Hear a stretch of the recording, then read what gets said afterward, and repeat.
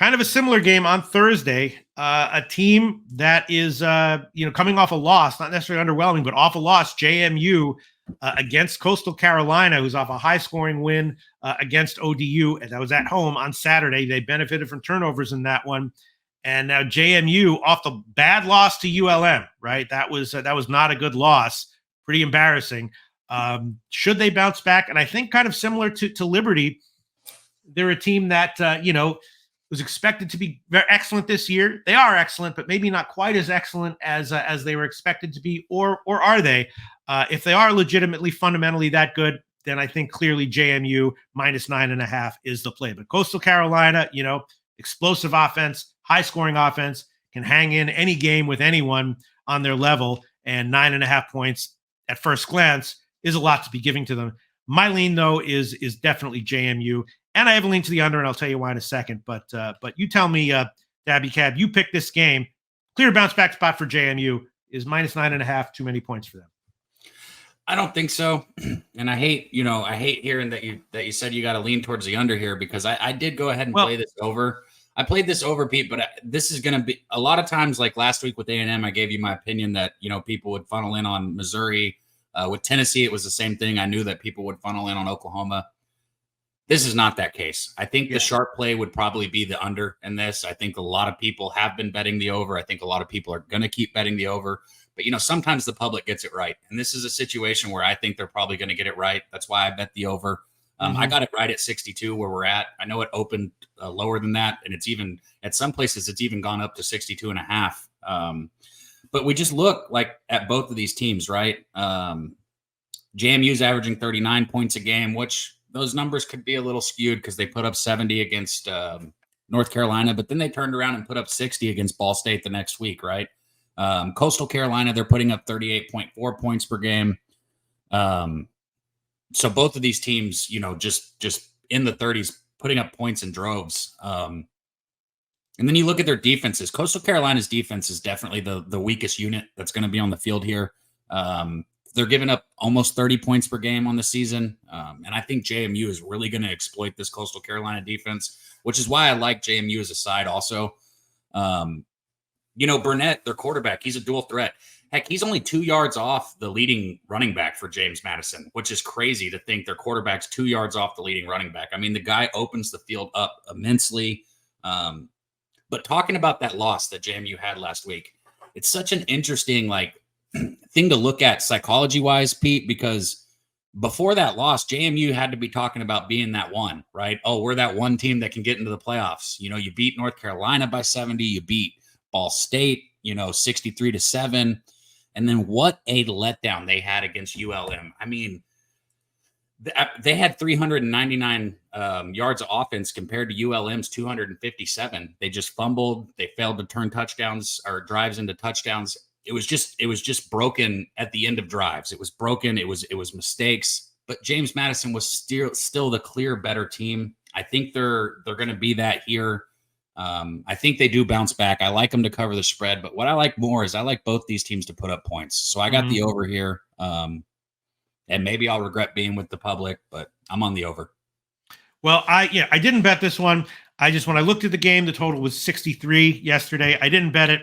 Obviously, that's scary to bet an under in this game, but I was thinking that just because, again, JMU's off a loss, right? So they're not going to be sloppy. They're going to take this shit seriously. And you look at Coastal Carolina, right?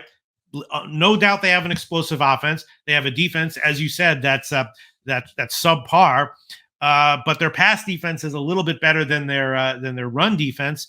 And JMU, I think, should be more run heavy. So I was just expecting JMU to be, tighter and not sloppy on defense, efficient but run heavy to take advantage of Coastal Carolina's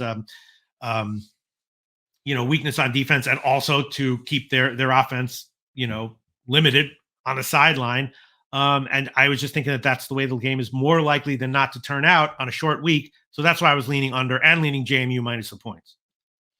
We both agree on the JMU, so we're on the same side there. Maybe I just need to go ahead and add that too. I've already bet this over, but I'm not gonna lie, I don't feel great about it. I don't feel as good as I felt about some of my other bets, but JMU definitely feels like the side here, especially at 9.5. Well, let's look at the comments. Tom Leach informs us that Babano likes FIU. plus the points. Good for Bubano. Morgan Spooner, James Madison will absolutely look to run up the score on Coastal Carolina after fumbling that UL Monroe game last week. And then let's see, Tom Leach leaning over. That's good for you, Gabby Cabot. Want a better number? 62 is about right. I put this game, and I don't like, the reason I say I don't love my bet, Pete, is because I don't like betting something where if I predict the score, I cover by 1 point. Right. Right. But if I predict the score of this, I go 42-21. James Madison wins 42. So maybe I should just be on JMU, right? Maybe that's the easy thing that I'm missing. But I think Coastal Carolina gets in the 20s, and I think James Madison gets in the 40s.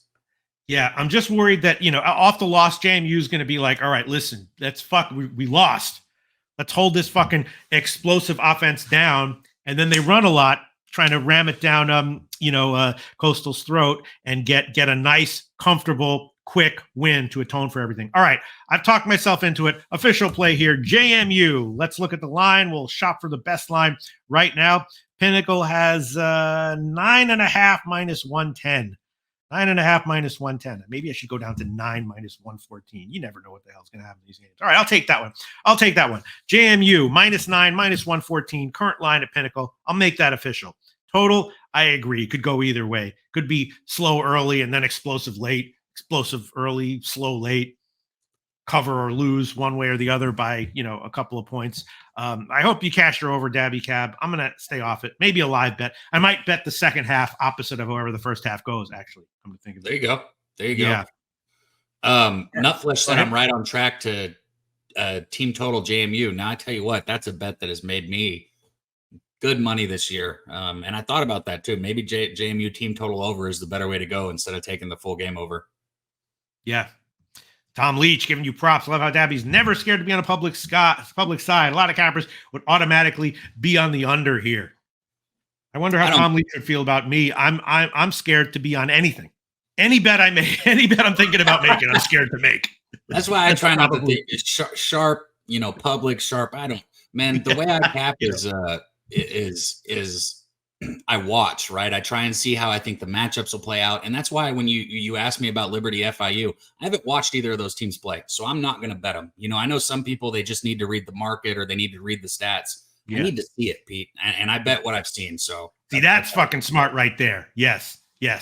Because that's also a hard, at least a very difficult to quantify, if not impossible to quantify edge that you've got there, Dabby Cab. Until they have AIs that can look at games as well as the real Dabby Cab can. If there's an AI Dabby Cab eventually, then you're screwed. But for right now, there's not. Chase J likes Coastal plus 9.5. I can certainly see it. They're a talented team. No question about that. All right, so Dabby Cab's on the over. I'm on JMU, and now let's move on